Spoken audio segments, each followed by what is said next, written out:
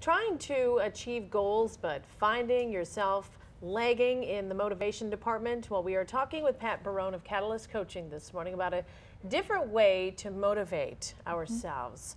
Pat, you say a lot of people out there end up motivating through negativity. Talk about that. Well, we tend to shame ourselves into making decisions and condemn ourselves, really, because we want to make changes. In what way? I know you work with a lot of weight loss folks. That's the medical profession actually looks at it that way. They think if you bottom out and you really feel bad about yourself, then you'll start to make changes. But think about it, if you're motivating yourself with negativity, that doesn't feel good, so it's really hard to keep it going. So try and find some rewards. Yeah, Okay. when you motivate yourself with a positive attitude and with some self-compassion, it's easy to keep that going because it does feel a whole lot better. Okay, I know you have some insights or some advice on that. You say practicing self-compassion. It lessens anxiety, soothes, reassures, gives room for mistakes, removes shame, and encourages responsibility. Talk about giving room for mistakes and encouraging responsibility. Well, you know, a lot of times when you're motivating yourself in a negative way, that negativity rolls out everywhere. So the minute you make a little bit of a mistake, you start to get down on yourself. That condemnation comes in. And again, that just derails everything.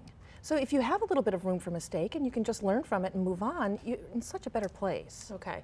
Keys to motivation through self-compassion. You say know yourself and your values. How do you do that if you haven't looked at that in a long time? Yeah, that's something a coach is going to do with you right away, is look at your values, because a lot of times when we're not reaching our goals, they're not in alignment with our values and we don't realize something's going on there.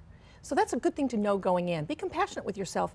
Not everybody wants a lot of status or maybe a lot of money or that particular job title. It might not be in alignment with your values. That's okay.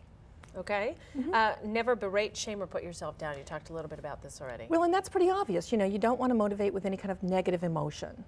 How are you seeing people doing that? People may not even realize that they're doing that. Right, so they do. They start to feel bad about, you know, say they are in a job that they don't like, but they start to put themselves down because they're not in a position that they want to be in. And a lot of people are doing jobs right now that they're maybe not super happy with. But the minute you get down on yourself about that, then you have less chance of making something better happen for yourself. Okay, you say be curious and explore. Does that help change the tide of the last one? Yeah, do things differently. You know, if something hasn't worked out in the past, try something completely different. Be willing to do that. And let go of mistakes. What's the most important lesson for folks?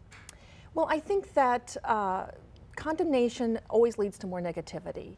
So anytime that you can be kind to yourself, be understanding and reassuring to yourself, you have a best friend right there, you know, helping you through all of the tough spots. You're much more likely to get to your goals.